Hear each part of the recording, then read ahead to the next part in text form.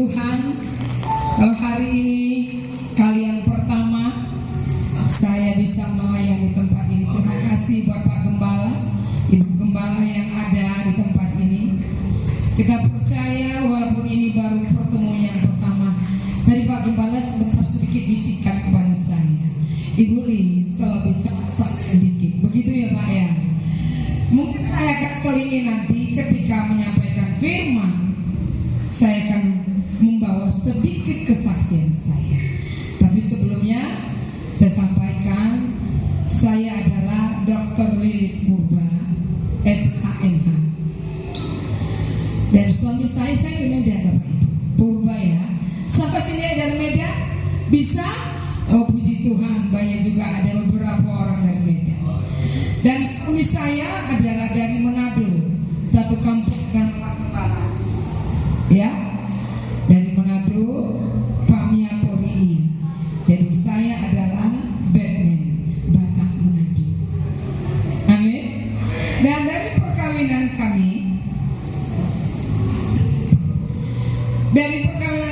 mempunyai seorang putri namanya Kristri dan sudah menikah sama Manado juga. Amin. Akhirnya ketemu Manado juga, bukan Batak. Akhirnya lahirlah anak Batman Batak Manado. Hasilnya juga Batman Batak Manado ya Bapak Ibu ya. Dan sekarang saya sudah punya cucu. Amin. Luar biasa Tuhan. Tuhan berikan cucu seorang putri. Ada sekarang di Manado. Bapak Ibu baik nggak terlalu berlama-lama ya, mungkin sedikit aja ya. Saya seorang advokat Pak Gembala, lawyer, dan seorang dosen juga. Dan beberapa baru bulan ini saya masuk sebagai mediator non hakim di DKI. Puji Tuhan, itu kebaikan Tuhan buat kita. Dan kita percaya semua kalau kita berharap sama Tuhan, pasti Tuhan izinkan terjadi apapun itu. Bapak Ibu gak berlama-lama, saya akan membawa firman Tuhan hari ini. Tanpa Gembala menyatakan tentang fokus kepada Tuhan Yesus. Dan temanya adalah fokus kepada Tuhan Yesus. Saya ambil dari Ibrani 12 ayat 2. Bapak Ibu yang membawa Alkitab, mungkin HP, pasti ada Alkitab di dalamnya. Kita bisa sama-sama membaca. Baik, Ibrani 12 ayat 2. Marilah kita melakukannya dengan mata yang tertuju kepada Yesus, yang memimpin kita dalam iman dan yang membawa iman kita kepada kesempurnaan, yang dengan mengabaikan kehinaan tentu memikul salib ganti sukacita yang disediakan bagi Dia yang sekarang duduk di sebelah kanan tata Allah. Amin. Katakan kiri kananmu amin. Siapa sini yang datang suami istri? Ada? Katakan kiri kananmu kepada suami, para pasanganmu amin. Amin ya Bapak Ibu. Yang tidak berpasangan bisa tos kiri kananmu. Amin. Ya. Baik, Bapak Ibu saudara-saudara yang dikasihi Tuhan, bahwa dalam kehidupan kita banyak sekali yang dapat mengalihkan kita, mengalihkan perhatian kita dari Tuhan Yesus. Yaitu dalam hal apa? Oleh karena masalah, kekhawatiran yang ada dalam hidup kita, sehingga apa? Mengurangi kita dalam kedekatan kita dengan Yesus, sehingga kita kurang fokus. Tapi firman Tuhan pagi hari ini berkata, fokuslah engkau, sekalipun engkau saat ini mengalami pergumulan. Dalam firman Tuhan ini pada pagi hari ini mengajarkan bahwa kita itu harus menatap kepada Yesus sebagai pusat dalam kehidupan kita. Tataplah Yesus. Yang menjadi pertanyaan yang pertama, mengapa kita harus fokus kepada Yesus? Itu loh, sama dengan kita kenapa kita harus beribadah hari ini? Nah, firman Tuhan hari ini berbicara kepada kita, mengapa kita harus fokus kepada Yesus. Kita bisa lihat tadi dalam Ibrani 12 ayat 2, bahwa Dia yang memimpin dan yang menyempurnakan iman kita, Bapak Ibu. Sehingga apa? Sehingga kita tidak perlu mencari-cari pegangan dalam hidup ini. Artinya apa? Bahwa Dia yang memimpin dan yang menyempurnakan iman kita, sehingga kita tidak perlu mencari pegangan lain di dalam hidup ini. Bapak Ibu, hari-hari ini banyak kita mendengar gonjang-ganjing di mana-mana. Usaha jatuh, perceraian terjadi, ya Pak Gembala ya. Oleh karena apa? Banyak disebabkan faktor ekonomi. Zaman dulu ekonomi masih stabil, tapi akhir-akhir ini kita melihat banyak terjadi gonjang-ganjing. Ya, maka kita harus melihat di dalam pasal tadi Ibrani 12 ayat 2 yang mengatakan, marilah kita melakukan dengan mata yang tertuju. Bahwa dari perikop ini ada yang harus kita lihat, teladani dan contoh buat kita anak-anak Tuhan. Yang pertama adalah, yang menjadi teladan kita adalah, karena konteksnya fokus, maka adalah yang pertama Yesus yang memimpin iman kita, bahwa Dialah pimpinan iman kita. Kenapa? Karena Dia adalah sumber iman. Bapak Ibu, Dia sumber iman. Tanpa Yesus, manusia tidak percaya kepada Allah. Amin. Tidak percaya bahwa Dia adalah teladan iman, Bapak Ibu. Hidupnya penuh dengan, hiduplah engkau penuh dengan ketaatan kepada Bapa, bahkan sampai engkau nanti akhir hidupmu. Dia memberikan kuasa dan kekuatan untuk kita berjalan dalam iman. Bapak Ibu, suatu saat saya pernah beberapa tahun yang lalu berkunjung ke Israel. Saya dimanapun menyampaikan firman ini, saya selalu teringat. Enggak tahu Pak Gembala sudah berangkat ke sana? Nanti Tuhan tolong pasti ya Pak ya. Jadi ketika kita menyampaikan firman Tuhan, saya ingat tentang iman ini, iman.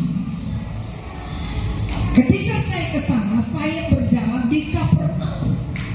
Saya membayangkan bagaimana Yesus ketika Dia ada di Kapernaum. Nanti pasti dijelaskan Pak Gembala pada saat ada doa-doa. Bagaimana Yesus ketika Dia berjalan di Kapernaum. Lalu ada Bapak Ibu seorang yang lumpuh, artinya tidak bisa berjalan, tetapi dia punya iman dalam hidupnya. Ketika saya ketemu Yesus, pasti ada kesembuhan. Amin. Dia punya iman. Lalu ketika itu ada beberapa orang, mereka juga punya iman, bahwa ketika saya ketemukan pasti terjadi kesembuhan buat yang, dan benar itu terjadi. Dan saya berharap juga kita semua yang ada di sini, kita punya iman. Ya, itu yang pertama. Bahwa ketika kita percaya kepada Yesus, Dia yang membimbing langkah kita agar tetap teguh dalam iman. Itu yang pertama. Yang kedua adalah Yesus yang menyempurnakan iman kita. Kadang-kadang wajar ya Ibu Gembala, biar kita melayani Tuhan, kadang-kadang kita tergoyahkan iman kita. Oleh karena apa? Keadaan sikon. Jadi Yesus yang menyempurnakan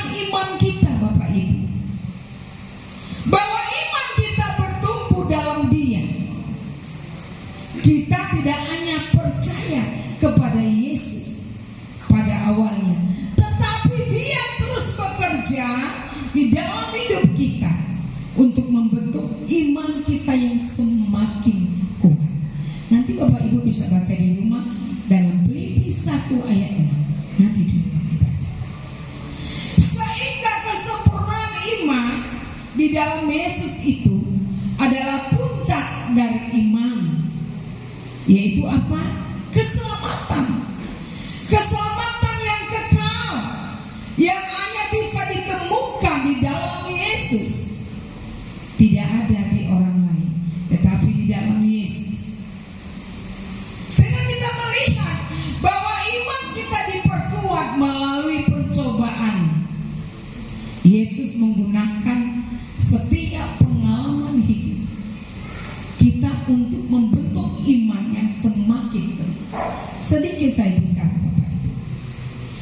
Saya ini lahir dari kota Rangkep-Rapa. Orang tua ketika itu enak, kena Kapolsek. Pak Gembala jadi enak. Zaman dulu kok dibilang Kapolsek enak nggak? Enak, semua serba ada. Tuhan memanggil kedua orang tua saya di saat saya masih muda, baru tamat SMA. Nah saat itu keadaan saya apa? Saya bimbang. Bapak Ibu, kesaksian dikit menyinggung Pak Gembala. Saya mulai bimbang dalam perjalanan hidup saya. Tidak mempunyai kedua orang tua. Tuhan izinkan panggil. Supaya apa? Supaya iman saya bertumbuh. SMA loh. Bisa bayangkan, air mata itu nggak habis kali Pak Gembala. Kadang-kadang ingat orang tua, ketika Natal, ketika tahun baru, banyak yang perlu diingat. Tapi lewat peristiwa itu, Tuhan memulai menumbuhkan iman saya, dan saya bisa menyelesaikan pendidikan S1, S2 hukum. Amin. Dan saya bisa menyelesaikan pendidikan S1, S2, S3 teologi. Jadilah saya seorang doktor teologi. Kenapa saya katakan hari ini bahwa hidup kita kadang-kala digoyangkan oleh keadaan situasi yang membingungkan. Tetapi kita tahu bahwa Yesus adalah pimpinan dan penyempurnaan iman. Kita harus percaya Bapak Ibu, bergantung kepadanya. Tidak mudah terombang-ambing oleh dunia. Bayangkan, kok seorang saya itu masih gadis, orang tua tinggalin di Wajua. Yang biasanya enak harus kembali dari tapi itu Tuhan tidak meninggalkan saya. Banyak perjalanan hidup dalam kehidupan kita. Saya tahu Bapak Ibu bahwa tidak ada satupun manusia tidak punya pengalaman hidup. Tidak satupun. Pasti Pak Gembala juga punya pengalaman hidup, Ibu Gembala juga. Tapi hari ini Tuhan ingatkan bahwa engkau harus menyerahkan hidupmu sepenuhnya kepada Tuhan. Amin. Nah, saat kita fokus kepada Yesus, kita tidak perlu mencari pegangan lain, karena dialah jalan kebenaran. Bahwa Yesus adalah teladan yang sempurna Bapak Ibu. Dialah contoh kita. Nanti bisa dibaca dalam Filipi 2 ayat 5 sampai 8. Hidupnya penuh dengan ketaatan dan kasih, sehingga kita harus meniru dalam segala hal tentang Yesus. Bahwa Yesus itu adalah jalan kebenaran dan hidup. Hanya dialah jalan kebenaran dan hidup kita. Tidak ada yang lain. Lalu yang kedua yang perlu kita ketahui dari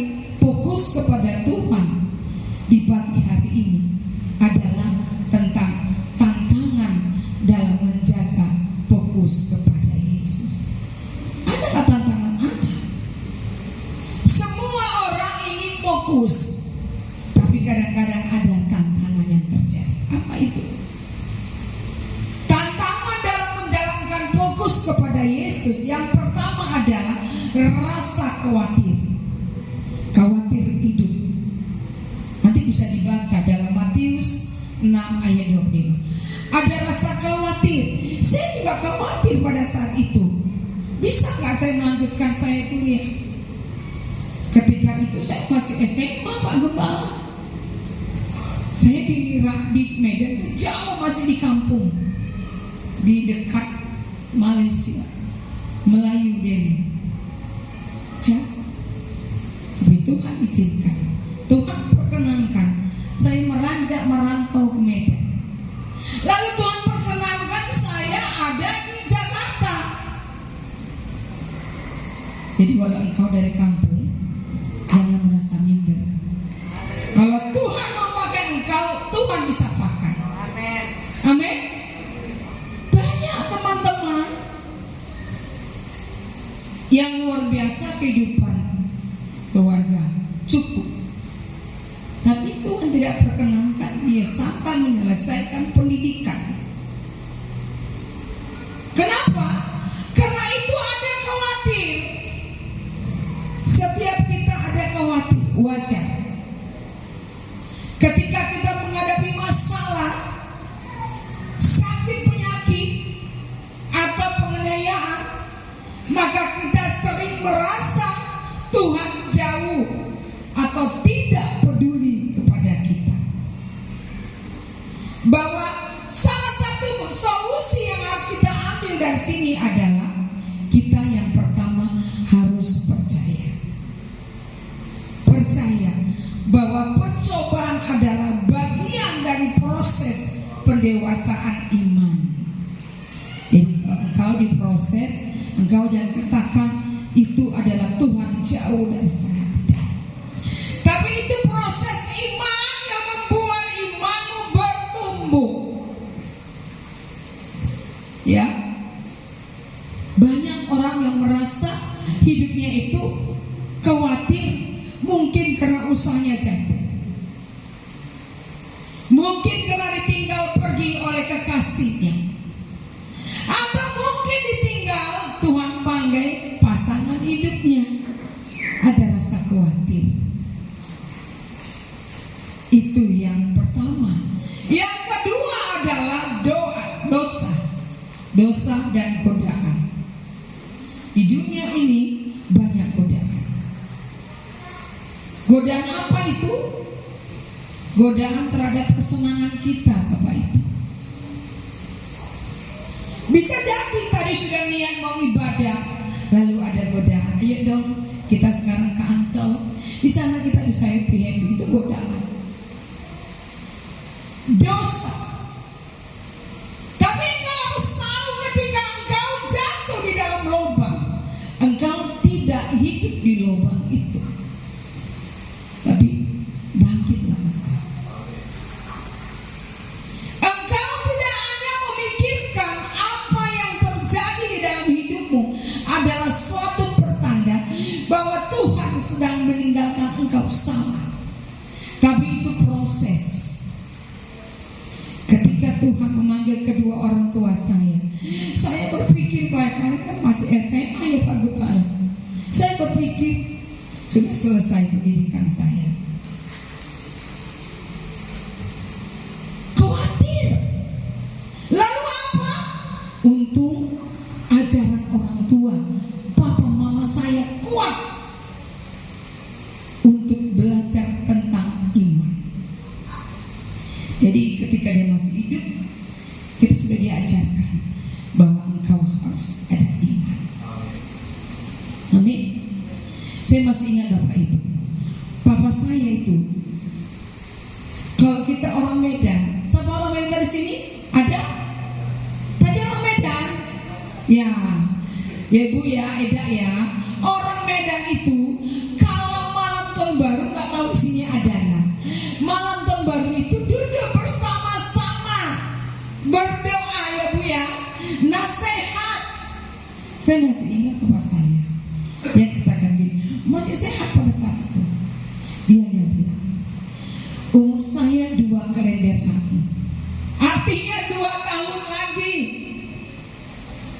Lalu teman dia katakan lagi ketika nasihat, usia saya tinggal 1 kalender lagi. Dan benar Bapak Ibu. Artinya apa? Dia sudah mempersiapkan buat anaknya. Engkau tidak khawatir. Engkau harus punya iman ketika Tuhan panggil papa mama. Ingat, dosa yang menghalangi engkau sampai engkau tidak punya iman. Dosa. Yang ketiga adalah penderitaan Bapak Ibu. Penderitaan dan pencobaan. Nanti Bapak Ibu bisa baca di Yakobus 1 ayat 2 sampai 4. Wajar kata orang dunia, penderitaan dan pencobaan itu bisa juga menghalangi kita untuk kita tidak punya iman. Ketika engkau menghadapi masalah, sakit, penyakit, atau penganiayaan, kita sering merasa Tuhan jauh. Benar gak Pak Gembala? Perasaan kita loh, kita punya perasaan. Tidak tahu Bapak ini belakang bisa bahasa Indonesia? Bisa? Bisa? Oh gak bisa, nanti translate ya. Bahwa iman itu percaya Tuhan bisa kirim dari negara mana aja beribadah tempat ini. Amin. Terjadi perjumpaan dengan Yesus di tempat ini. Dari Jawa, dari sana, dari Medan juga ada. Amin. Nah, maka solusi yang kita ambil adalah percayalah bahwa pencobaan adalah bagian dari proses pendewasaan iman. Proses loh. Saya diproses Bapak Ibu Pak Gembala. Jangan lihat berdiri di sini sedang dalam proses ya Pak Gembala. Tapi saya percaya, saya punya iman, pasti ada kesembuhan dan pemulihan. Begitu Pak Gembala, ya Ibu ya. Semua kita juga yang depan ini ada yang dalam proses, cuma nggak mau ngomong aja, malu. Yang keempat, kesibukan, ya itu juga mempengaruhi kita. Di dalam hidup kita saat ini yang zaman sekarang ini zaman modern, banyak HP, Instagram, YouTube, TikTok, segalanya ada di sana. Maka itu bisa mempengaruhi kehidupan kita. Sehingga banyak hal yang menyita perhatian kita. Baik dalam pekerjaan, media sosial, hiburan, dan aktivitas sehari-hari. Itu juga membuat. Sehingga firman Tuhan ini mengingatkan kita yang bekerja. Sekarang bercanggih, tidak harus bawa Alkitab, ada di handphone. Ya apa gimana? Saya kadang-kadang lagi nunggu sidang, kan banyak waktu itu. Di handphone itu kan ada Alkitab, baca di situ. Biar hanya 1-2 untuk ayat, tapi Tuhan mengingatkan kita. Amin. Kesibukan. Apa solusinya kalau begitu, Bulis? Saya ini sibuk dalam pekerjaan, sebagai dosen, sebagai advokat, melayani Tuhan juga. Amin. Tapi ada solusi yang Tuhan berikan. Apa itu? Luangkanlah waktu khusus untuk berdoa. Amin. Terbiasa ya Pak Ibu ya, dulu kita pengembalaan 8 tahun. Jadi udah terbiasa jam 4 pagi dia berlutut. Besok nanti baru besok jam 5 pagi dengan pengerjaan. Jadi udah terbiasa berlutut. Dan sampai detik ini saya nggak tahu, Tuhan ingatkan, saya suka bangun jam 3 pagi, saya udah bangun. Susah tidur, saya berlutut. Saya ambil jam saya, waktu saya untuk doa pagi. Saya tahu saya sibuk Tuhan, tapi ada waktunya saya fokus sama Tuhan. Mana ada yang tahu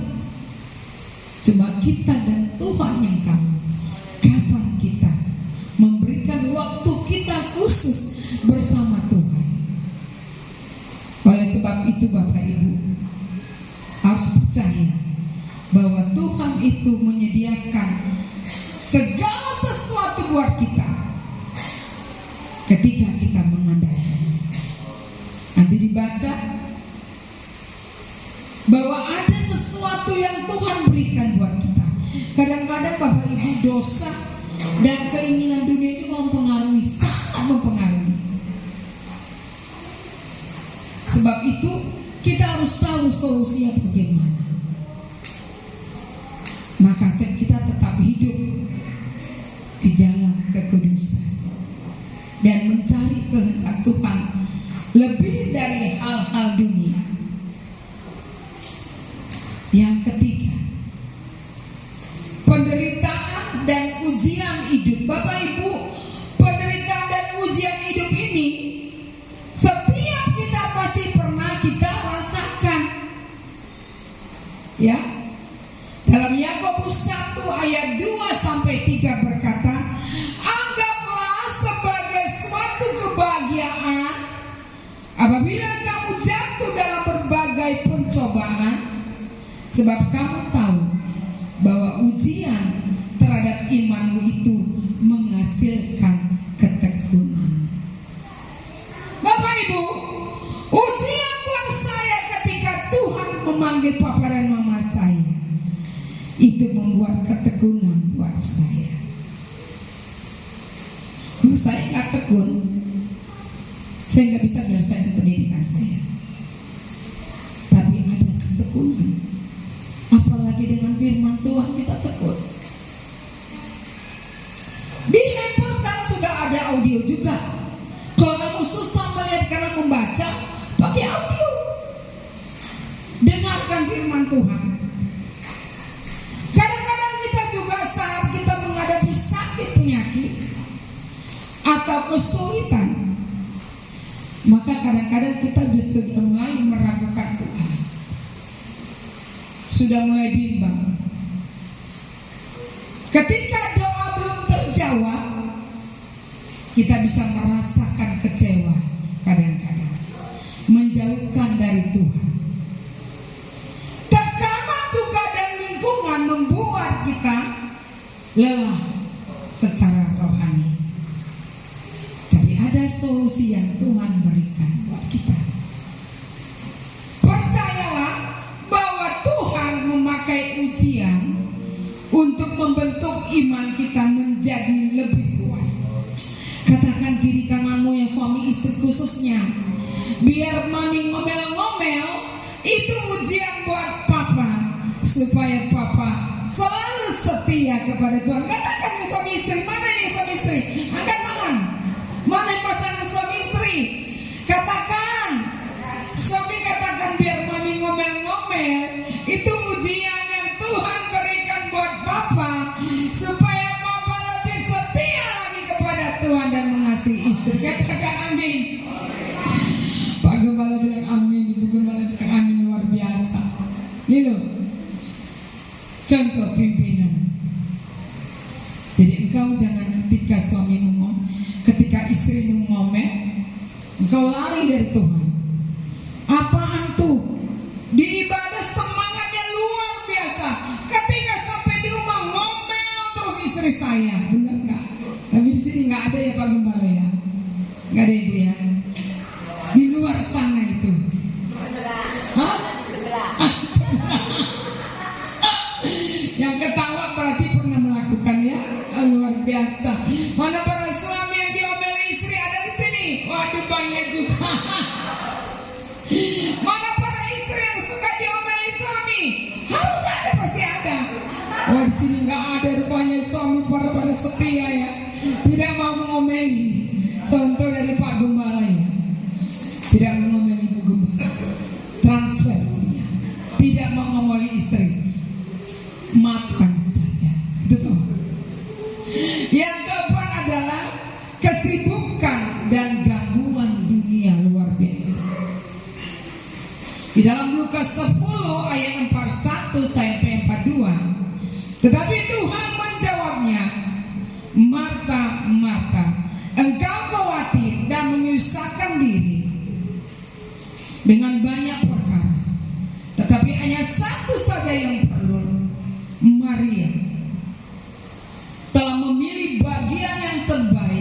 yang tidak akan diambil daripadanya. Cerita tentang Marta dan Maria. Marta itu sibuk sekali sampai Tuhan Yesus pun diatur sama Marta. Tuhan Yesus, coba kamu lihat Maria hanya duduk diam di kaki Yesus. Saya sibuk di sana, saya sibuk melayani, tapi tidak fokus kepada Tuhan. Hati-hati, engkau jangan sibuk dengan kerjaan, tapi engkau lupa bahwa yang memberikan pekerjaan itu adalah Tuhan. Amin. Jangan seperti Marta, jadilah engkau seperti Maria, duduk di kaki Yesus mendengarkan perkataan Yesus. Amin. Jangan kesibukan dalam pekerjaan atau aktivitas sehari-hari sehingga engkau terlalu sibuk. Demikian juga sekarang dengan media sosial. Engkau sibuk dengan TV, sibuk dengan hiburan, sehingga engkau lupa berdoa dan membaca firman Tuhan. Bapak Ibu, saya sibuk. Ini ada Gary, anak pastor Poli, ketepatan suami Poli juga jadi salah. Dia yang tahu saya bagaimana sibuk. Dia masih muda, dia gak mampu. Sibuk sekali ini tante. Baru jam ini pergi sana. Tapi ingat, usia saya seperti ini masih kuat. Kenapa? Karena Tuhan. Sesibuk-sibuknya saya, ada saatnya saya mendekatkan diri ke Tuhan. Dengan pekerjaan saya, dengan saya sebagai dosen sibuk. Belum saya membimbing skripsi sibuk Pak Gembala. Tapi waktu saya hari Minggu melayani Tuhan. Amin. Pelayanan. Kalau dulu saat muda dulu hari Minggu juga biar Ibu Gembala yang minum, Bu. Tetap aja kalau ada klien bilang polis, saya mau ini, saya kejar. Dulu, tapi sekarang proses perjalanan hidup kita, sehingga kita tahu bahwa Tuhan itu sangat mengasihi kita. Yang kelima adalah pergaulan yang salah. Janganlah kamu sesat. Pergaulan yang buruk merusak kebiasaan baik. Amin. Nanti dibaca 1 Korintus 15 ayat 33. Kebiasaan yang buruk, bergaul dengan orang-orang yang menjauhkan diri dari Tuhan. Kalau engkau kuat, kalau enggak engkau terpengaruh, terpengaruh dengan nilai-nilai dunia yang tidak sesuai dengan kebenaran firman Tuhan. Ada lingkungan yang tidak mendukung pertumbuhan rohani kita. Banyak hal yang kita melihat ketika ada sesuatu kumpulan, kita ingin Bapak Ibu sebenarnya memenangkan jiwa itu. Tapi engkau sudah siap tidak? Engkau dulu kuat iman. Jangan sampai ketika engkau ke sana engkau tertarik. Hati-hati. Jadi engkau harus kuat dulu. Doa, baca firman Tuhan. Artinya apa?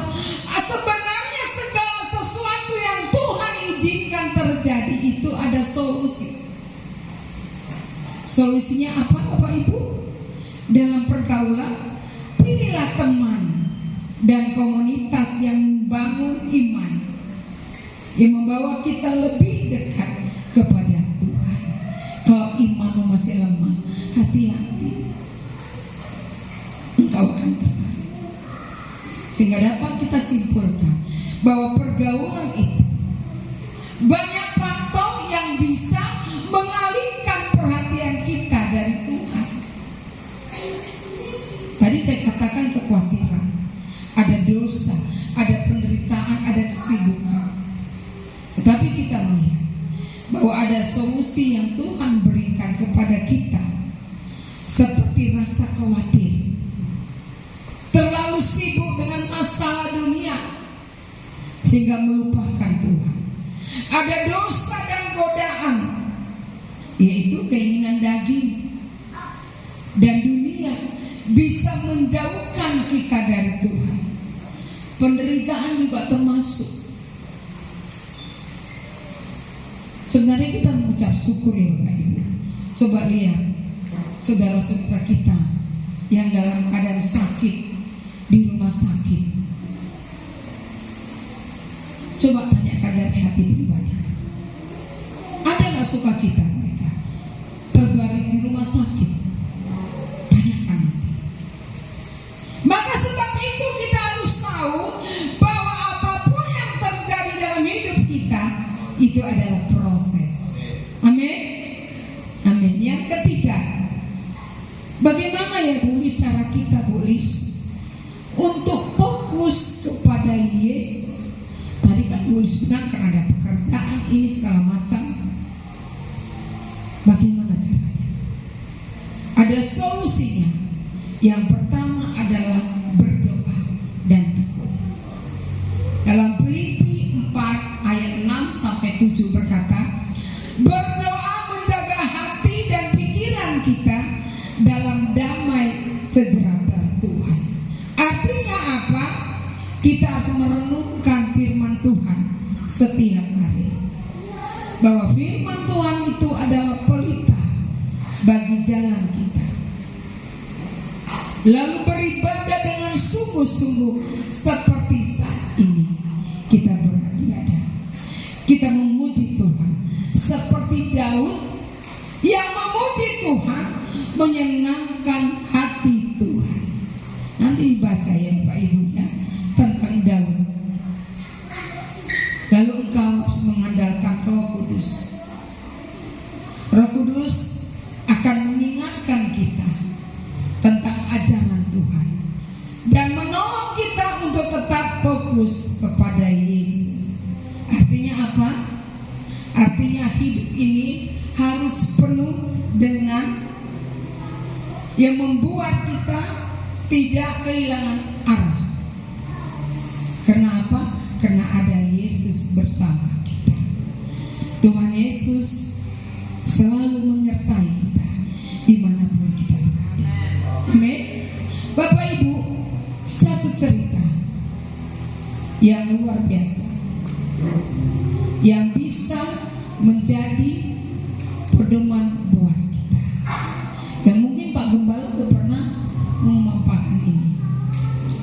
Seorang yang percaya. Pak Gembala udah pernah nggak membuat umpamaan ini kepada jemaat? Seorang yang bisa berjalan di atas tali seuntai tali. Udah pernah Pak Gembala menceritakan? Belum pernah. Nanti Pak Gembala ceritakan dulu ini. Ketika itu di satu tempat ada satu danau pulau atau pulau yang menghubungkan antara tempat satu dengan yang di ujung. Seorang pesulap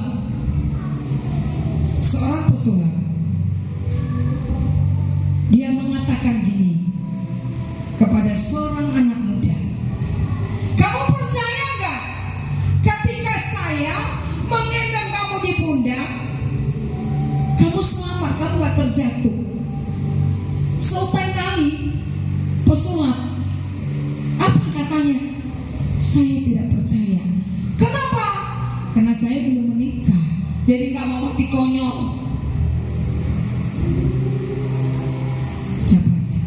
Lalu ditanyakan lagi kepada seorang ibu, Bu, kamu percaya nggak? Ketika saya seberangkan kamu ke sana, kamu tidak akan terjatuh.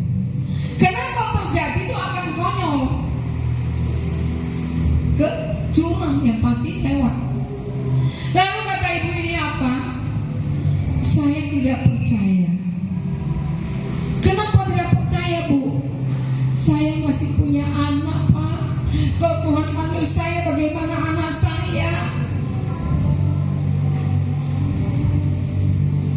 Lalu bapak ini, kalau saya akan membawa anak ini, saya akan seberangkan ke sana.